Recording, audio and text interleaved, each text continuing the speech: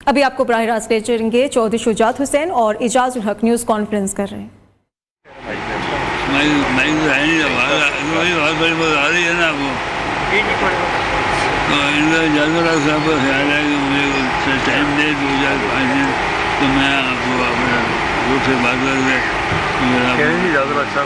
ملنے ہمیں، ہم نے آپس میں بات چیت کی ہے اور وہ کہہ رہے ہیں کہ جی ہمیں تھوڑا سا وقت دیں۔ اعجاز الحق صاحب کہہ رہے ہیں میں اپنے دوستوں سے مشورہ کر کے اپنی پارٹی سے مشورہ کر کے تو پھر آپ کو بتا دوں۔ میں بولوں بسم اللہ الرحمن الرحیم۔ میں چودھری صاحب کو آج مبارکباد دینے کے لیے، کیونکہ ان کی جماعت نے بڑا اچھا پرفارم کیا ہے الیکشنز کے اندر، اور خیر سگالی کے لیے یہاں آیا تھا۔ جیسا کہ چودھری صاحب نے کہا ہے ابھی کہ آج بہت سے لوگ جو اسلام آباد سے اور پنڈی سے ان کو ملنے کے لیے آ رہے ہیں، طارق چیمہ صاحب کا بھی انہوں نے ذکر کیا کہ وہ بھی آئے ہوئے ہیں، تو ہم نے آپس میں مشاورت کی ہے، اور چودھری صاحب میرے بڑے بھائی بھی ہیں، بزرگ بھی ہیں، دوست بھی ہیں،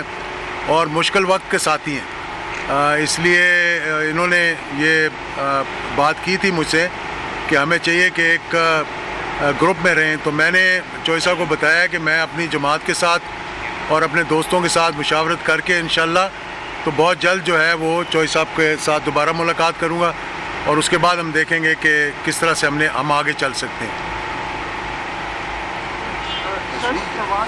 دوسری بات بھی میں کر دوں کہ جو ملک ہے اس وقت بڑی مشکل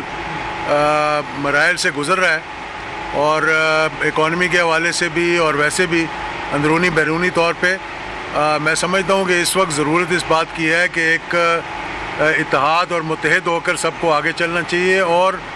اپنے سے بالا تر ہو کر پاکستان کے مفاد کے لیے سوچنا چاہیے۔ تو اگر پاکستان کے مفاد کے لیے سوچیں گے تو سارے اکوموڈیٹ بھی ہو جائیں گے اور مسائل بھی جو ہے وہ بھی حل ہو سکیں گے۔ جی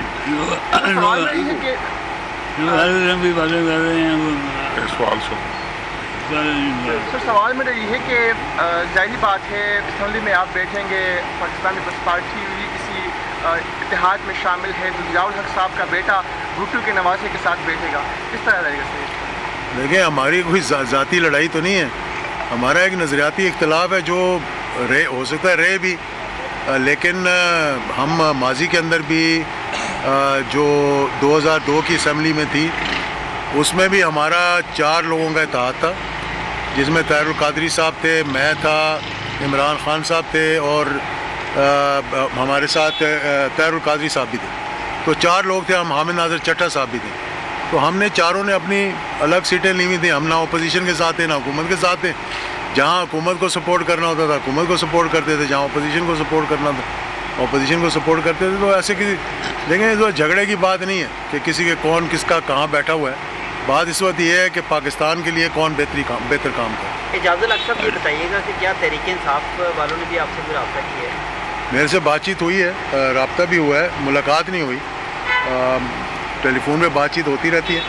لیکن کوئی ایسی حتمی بات نہیں ہوئی کہ کیا کرنا چاہیے کیا نہیں کرنا چاہیے۔ جس سے بھی ہماری بات ہو رہی ہے نا وہ یہ بات کے اوپر ڈپینڈ کر رہی ہے کہ ہر آدمی جو ہے وہ پارٹی بیسس پہ ہمارے ساتھ کہہ رہے ہیں جی جس سے بھی بات ہو رہی ہے وہ انڈیویجولی نہیں پارٹی بیسس کے اوپر ہو رہی ہے۔